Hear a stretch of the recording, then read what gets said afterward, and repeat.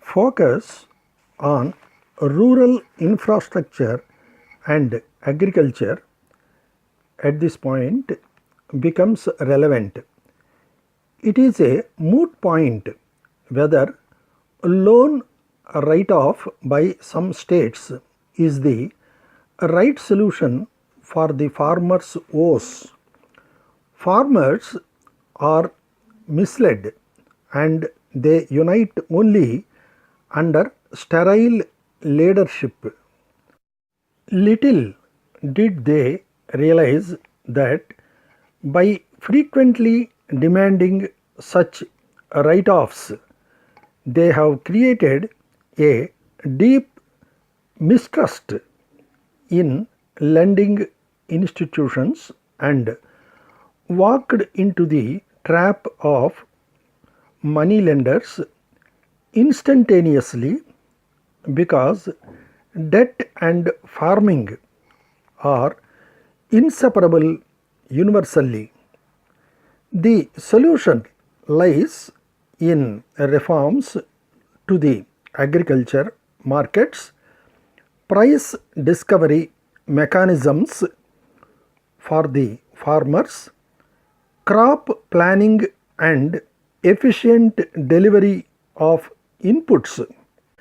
The government of Telangana could prove a worthy model in this regard, and the future would decide the efficacy of institutional transformation results.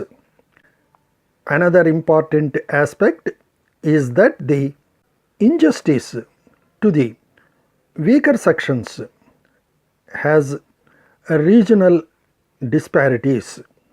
Some states such as Tamil Nadu, Kerala and Telangana have performed well, while the others did not on human development indices. Best practices of some states are not being picked up by others that continue their feudalistic practices. The mob-up attitude of the union and state governments is now being questioned, with the people asserting their rights due to higher literacy rates and easy reach of visual media. Though the earlier marginalized sections now occupy seats of power both in politics and bureaucracy, their contribution to correcting the situation is minimal. This aspect is mainly responsible for the imbalances in the economy. In a democracy, admittedly, consensus on issues concerning the inclusive agenda does not get so instantaneous approval as the salaries of parliamentarians or gubernatorial posts.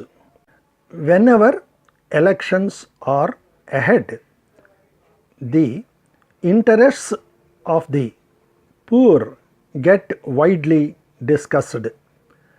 This is where ethics come into play. This is manifest in unemployment growth, inflation, rural-urban disparities and social unrest in areas neglected and people unattended.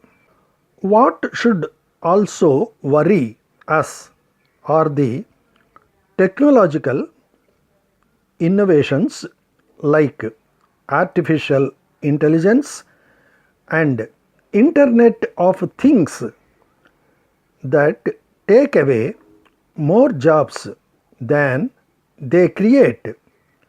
Though we welcome technologies that help in access to information in real time, transparency and more accountability, but the perilous consequences of intrusion into privacy, scope for fraudsters and manipulators getting an edge over the right doers, making persons and institutions slave to technologies are no insurance for sustainable employment growth in the economy. However, the big positive is that there is maturity in our democracy and more people are voicing their concerns. Political activism could be the answer if there is proper leadership and mentoring of the activist groups. Protection to activist groups from the powerful also needs emphasis in such a context.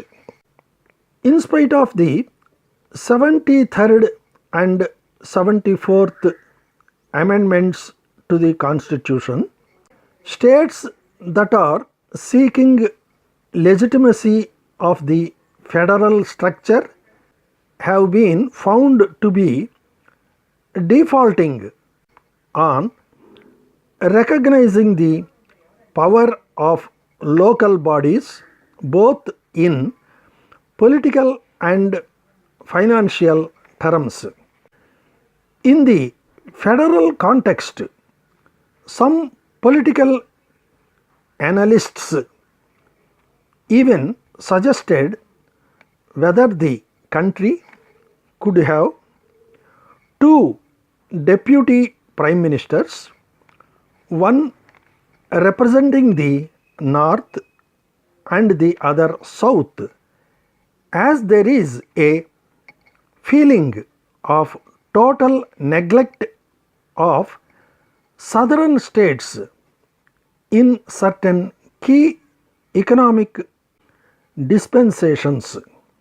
Alternative institutional mechanisms, political stability, bureaucratic reforms and eternal vigilance are the remedies, and eminent persons of stature who have a vision for the future would make a significant contribution in driving them.